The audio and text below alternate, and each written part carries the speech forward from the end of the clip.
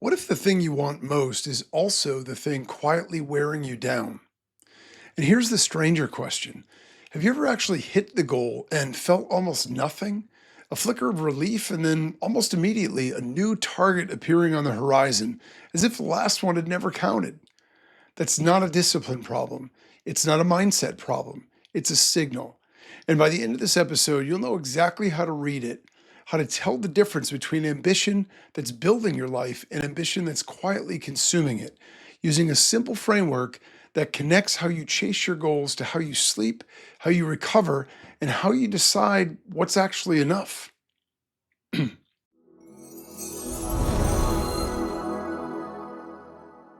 That question, the one about hitting the goal and feeling nothing, I want to sit with that for a second because I think it's one of the most under-discussed experiences among people who are genuinely good at achieving things. Here's the central idea of this episode. Sustainable ambition is not the absence of drive. It's not lowering the bar, and it's not some watered down, just be grateful for what you have philosophy. It's a different relationship with wanting, one where the wanting doesn't require you to be in a permanent state of deficit in order to function. So, we're going to talk about why ambition can be one of the most life giving forces available to a person and also one of the most corrosive. We're going to talk about what your body already knows about this long before your mind admits it. And we're going to end with a practical way to check your own engine so you're not guessing. Let's start with the distinction that changes everything, the two engines. So picture two people. Both work 60-hour weeks. Both are building something ambitious. Both would describe themselves as driven. From the outside, they're literally indistinguishable. But one of them is running on desire and the other one is running on fear. That difference is invisible from the outside and it's everything. See, genuine ambition is curiosity with a direction. It wants to build the thing, solve the problem, get better at the craft. It is a real relationship with effort because the effort is in service of something the person actually wants. Compulsive striving looks for the same from a distance, but it's powered by something else entirely. The fear of being inadequate, the dread of what it would mean to stop and find out that there's nothing underneath the achieving. It isn't chasing something, it's running from something. Now, here's the test, and it's a genuinely useful one. When you hit the goal, the promotion, the revenue number, the recognition, do you feel satisfied even briefly? Or does the moment evaporate almost instantly, replaced by anxiety about the next benchmark?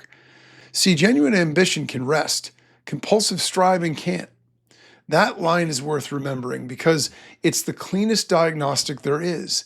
Not how hard you work, not how big the goal is, whether you can rest, actually rest without the achievement-shaped hole reopening the moment that you stop moving.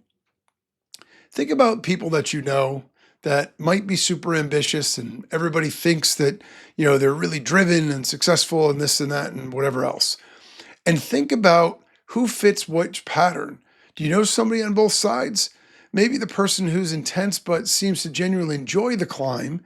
And then maybe there's the person who's successful but seems to be sprinting from something. They can never relax or feel good about anything that they've achieved.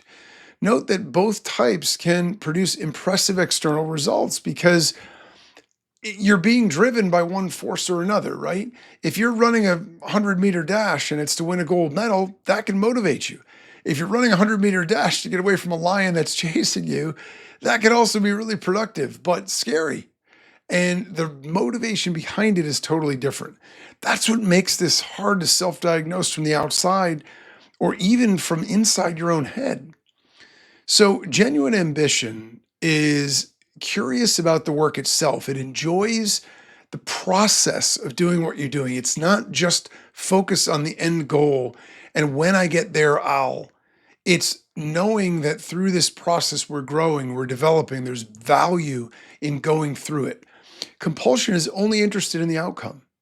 So, if you care about your craft, versus only caring about the win, that's a big warning sign, because the craft part of it, if you feel like you're improving, getting better by doing something, and the goal is still something you're reaching for, but isn't the be all and end all of everything, that's a positive thing.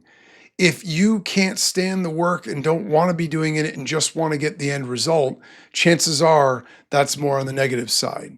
You know, the other aspect of this, or the other litmus test, is that genuine ambition, it can tolerate failure, because failure is information. Failure is a data point that we can adjust from. Compulsive striving experiences failure like an existential crisis, like it's a verdict on your worth. There's a big difference there. So I know for me, when I was, setting out, starting my podcast, even, right? One of the things that I did is initially I just wanted to get it off the ground because I had all these ideas and these things that I wanted to share. And as soon as I got it started, um, what I recognized is I loved the process, because each and every day I got to either talk to somebody new or share an idea. And all of those things, irrespective of the result, mattered to me because I thought there was value. I thought it was helpful for people. And it was enjoyable to engage other people in conversations and interviews as well. Conversely, when I was in digital, more focused on digital marketing, I remember having something set up and having it work really well. And the minute that it started to work, my only thought was, okay, what do I do next to get it to the next level? And to be honest, I didn't realize it at the time, but I actually didn't enjoy the process. I didn't even enjoy the work. It literally was a means to an end, and it was something that I thought that I could do to, make my life better. And so I think, those are examples, even within myself, of similar situations. So think about yourself, think about people you know, and reflect on that, because whichever one is true for you, the point is that this is diagnostic, right? It's not hypothetical. So you want to be able to understand what is making you do what you're doing. So if compulsive striving can produce the same resume as genuine ambition, then how do you actually catch it before it costs you something real? Let's talk about the warning signs that the engine is switched. Ambition doesn't usually announce the moment that it turns corrosive. There's no alarm, it's a slow drift. And most people only notice it in hindsight, usually after something breaks. So let's make the drift visible while it's still happening, not after. One warning sign is if you have that sort of identity fusion. When I didn't get the deal, quietly becomes I am not enough. If you're internalizing any action you're taking and the result isn't what you wanted it to be as an internal failure, that is something that's potentially problematic, rather than staying with a fact about one outcome. I mean, look, this particular sale didn't work. Maybe the next one will. This particular project didn't land. Maybe the next one will. Another warning sign is that the finish line keeps moving, right? So every achieved goal is immediately replaced. There's no exhale, there's no rest, there's no celebration, there's no interval of satisfaction. It's just, okay, I make this much now I need to make this much, or I achieve this much result, now I need that much result. And that's another telltale sign that it's more of a compulsion than it is an ambition that's positive. A third warning sign is that rest feels illegal.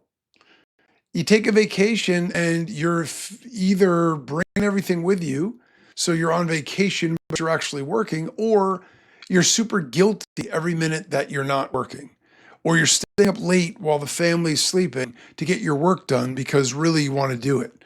Now, everyone's had a moment where they needed to cram. That's a different scenario. But if it's something that's compulsive, it's every time. If you can't relax, if the stillness produces anxiety instead of relief, that's an issue. Another warning sign is that maybe the people closest to you have mentioned it. A partner, a friend, a kid, and it sort of got explained away instead of examined. Now, look, anybody can be in that situation and it could happen one time. But if you're seeing it as a pattern, it might be time to start thinking about analyzing your own life and seeing if that is really what's driving you. And then the fifth warning sign is that you can name the outcome that you're chasing in vivid detail, but you'd struggle to say why. Why are you chasing it in the first place? Underneath, of course, the obvious answer of, oh, well, I want to make more money. Oh, I want to have a better life. If you can't really understand what it is that you're doing and articulate why, Chances are it's outcome focused and not progress or process focused. And so these things are super important because we've all experienced elements of both in our career, and it's not necessarily a bad thing if it's here and there, but we want to be aware of it so we have more control. Now, here's the distinction worth holding on to. Sustainable ambition asks, what am I building and why? Compulsive striving only ever asks, what's next? One of those two questions has an answer that can satisfy you. The other one, by design, never does. Now, this isn't only a psychological story, it's a physiological one. And this is where most conversations about ambition stop short because they treat it as purely a mindset issue, and it isn't. Your body has been keeping score the entire time, whether you know it or not. What the body already knows. So here's something worth sitting with. Your body is not a productivity tool. It's not a project to optimize so it can output more. It's the actual medium through which you experience your one life. And it'll tell you the truth about your ambition long before your calendar will. When ambition turns compulsive, it shows up first in the nervous system, not in the spreadsheet. So your stress response was built for a very specific job: to mobilize, to handle the acute threat, then return fully to baseline. That cycle completed is healthy. It's normal. It's what the system is for. The problem isn't stress. It's a stress response that never gets to finish. Compulsive ambition keeps that system in a state of chronic, low-grade activation, constant deadlines, constant comparison, the phone that's never fully off, and a body that never fully downregulates doesn't feel like stress anymore. It starts to feel like you're normal. You stop noticing how activated you are because activation has quietly become the baseline. That's the part that people miss. A lot of the exhaustion that ambitious people carry isn't actually about how much they're doing. It's about how rarely their nervous system is allowed to complete the cycle and come back down. So when we think about this, you might say, yeah, but what is the real cost? Well, over time, there are actually real costs to you, your body, and your life. Elevated cortisol, disrupted sleep, a shorter fuse. You start to lose your temper with people, foggy your thinking, you can't get clarity around things. A body that stops recovering the way it used to. So physically and mentally, you don't work at your best. And so most people's rest, they consider, oh, if I'm just laying on the couch scrolling through my phone, it's actually passive distraction. That's not genuine physiological recovery. The nervous system has to actually switch modes: slower breathing, lower heart rate, relaxed muscles, not just stillness. That's a really important distinction. So there are 5 types of rest that we need to know about. One is physical, one is sensory, one is emotional, one's social, and one's creative. And most people only default to one, right? And they wonder why they still feel depleted. So the thing of it is, we have to make sure that we handle all of these and we get rest and relaxation and unplug, because you can't out discipline a body that never gets to downregulate. Recovery isn't the reward for ambition. It's the maintenance that makes the ambition sustainable at all. So I was in a situation when I was working 18-hour days, maybe 16, 18-hour days. And I remember I was young enough to think that, oh, I'm tough. I can work through this, and I have this really strong work ethic, and nobody can do what I do, and all these kinds of things. And I started, working that way. And little by little, I started to notice these things, and other people started to notice them in me, that I wasn't really present in a lot of the moments that we were there, that I was always fighting this fatigue. My normal became this really exhausted state where I needed to constantly use caffeine in order to even stay awake and stay engaged at all. I was definitely shorter tempered with people, and I thought I was being tough by doing it. But the reality of it is, it was less even about the workload, because you can do a 16 or an 18-hour day here and there. It was the fact that I had the combination of nonstop work.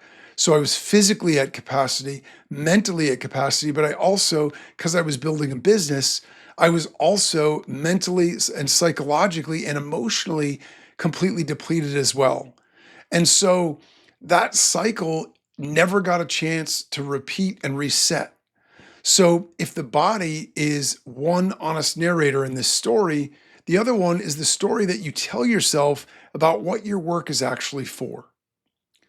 Purpose without losing yourself in it. So let's talk about work itself, because a lot of consuming ambition doesn't come from wanting too much. It comes from asking work to be too much, specifically asking it to be the entire source of your identity. Guilty. This is worth naming precisely because there's a difference between caring deeply about your work and being fused with it. Caring deeply means that the work matters to you. Fusion means you no longer exist independently of how your work is going.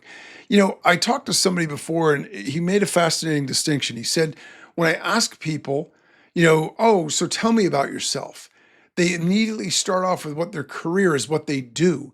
And he always would stop them and say, no, no, no. Who are you? Tell me about who you are. So what encapsulates you? What inhabits you other than just your work? Who are you outside of just your work?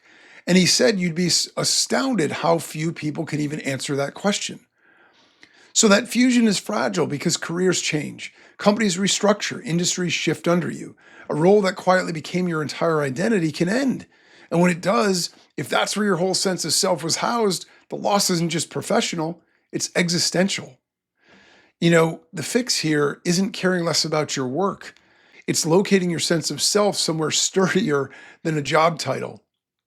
So I can understand this and I can relate to this personally because the very first business I started, I was new out of college and I started a custom configured computer business out of my basement and then eventually moved into an office. I had 7 employees. We were advertising in magazines. And I thought, I was this young kid that was really like making things happen. And I remember when the business started to struggle because the big manufacturers had figured out how to cut their costs in a way that we couldn't compete anymore on cost, and we didn't have the branding or the budget they had. I realized that the end was inevitable. And I remember the last day that I shut off the lights, it was more than just turning off the lights to my business. It was closing down a part of me because for those 4 or 5 years, that was my identity. It was my existence, and I had poured everything into it on purpose.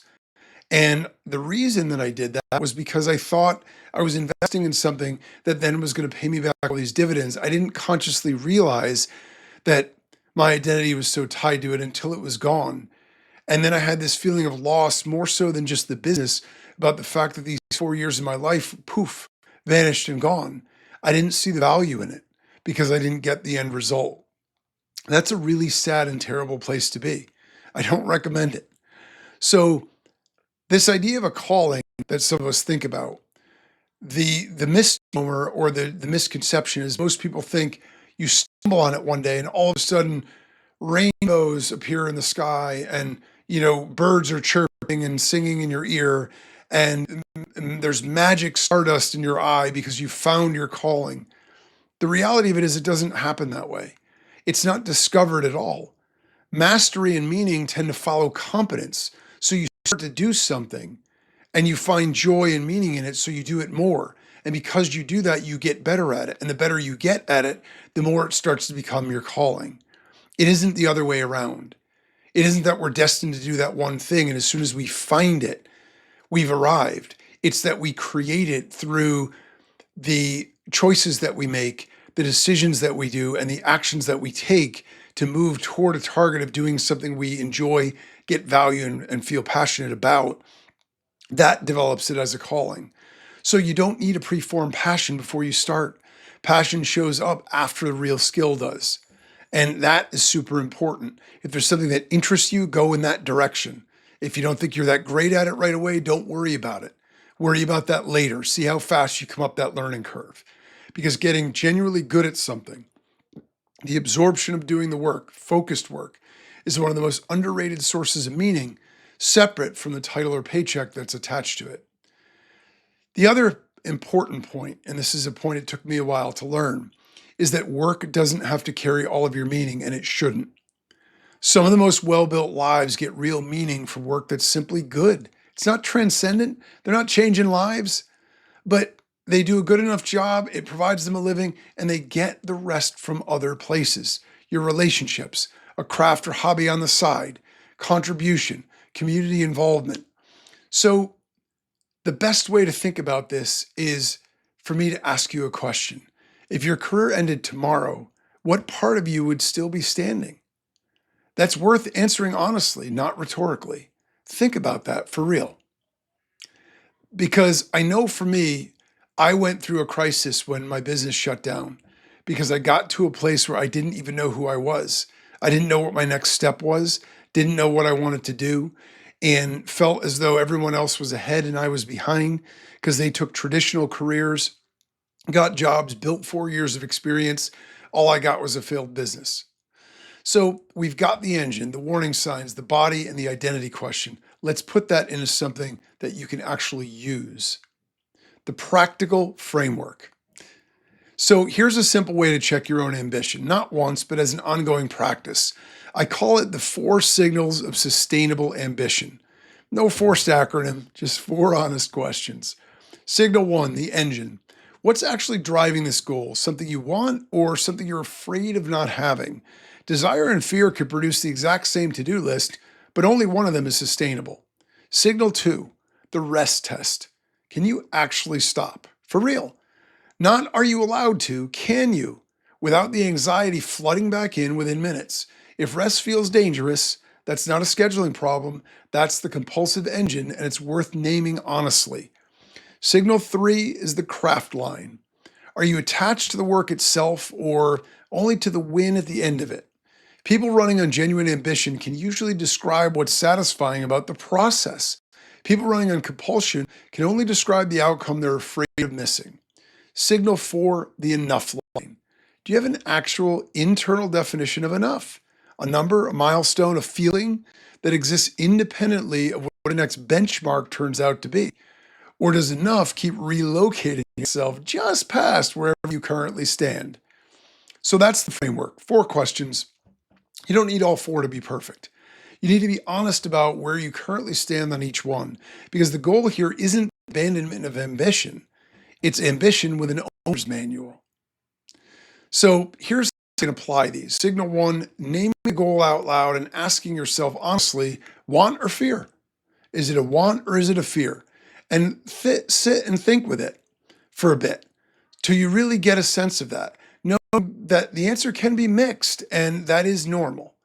For signal 2, what does real rest look like? A weekend, a vacation, an evening with the phone away, not on pause in your pocket that you check on the ads or in the breaks or when your spouse or whoever goes to the restroom. Off, unplugged. And are you able to do that without anxiety showing up? How can we implement signal number 3, connecting back to that craft and mastery? That genuine ambition can usually name what's interesting about the actual work. So think about the work that you're doing, not the trophy at the end of it. Are there elements of what you're doing for doing's sake, irrespective of the outcome, valuable to you, interesting to you, compelling to you? Signal 4, there's value in writing down your definition of enough. Somewhere concrete. Don't worry, you can always change this, but in a specific season of life and not leaving it vague and infinitely movable. Once it's written down, it feels real. That will let you evaluate whether or not it's real for you or whether you know that that number is going to keep moving.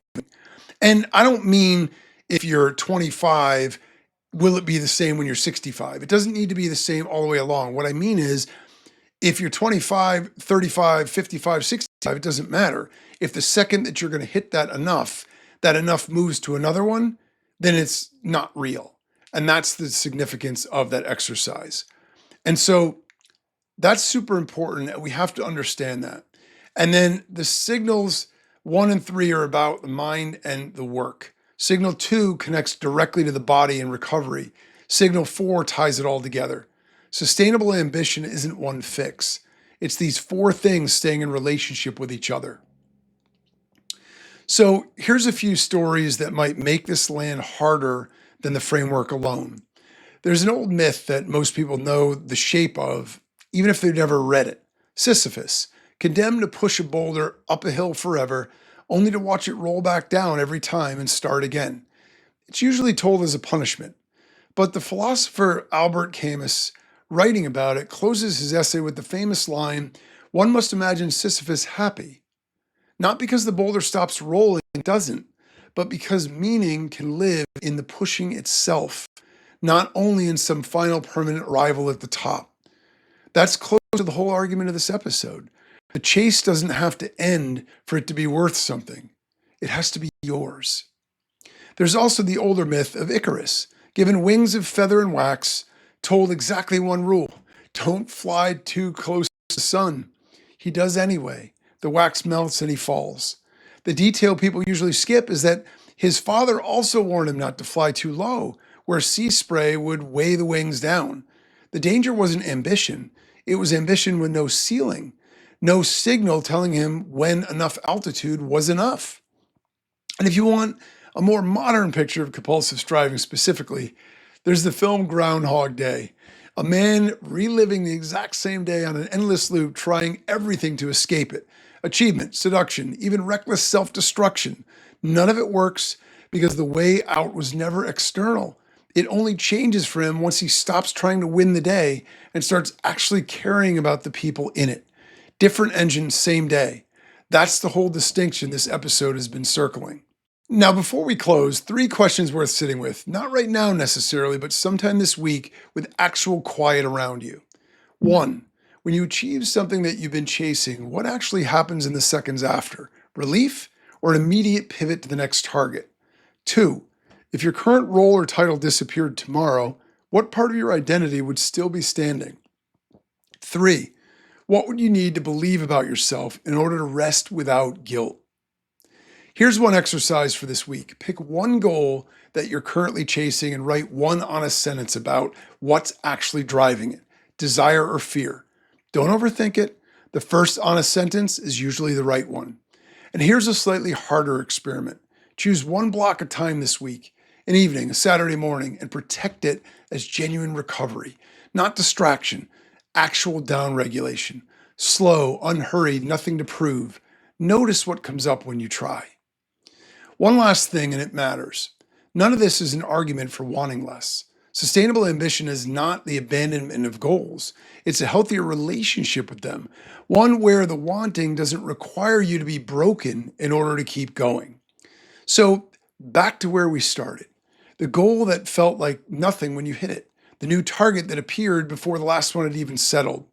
That feeling was never a discipline problem. It was information, and now you have a way to read it. Sustainable ambition doesn't ask you to want less. It asks you to know why you're wanting it and to let yourself actually arrive, even briefly, before you go looking for the next hill. You're allowed to want more and be complete right now. Those 2 things were never actually in conflict. Only the fear ever made it look that way.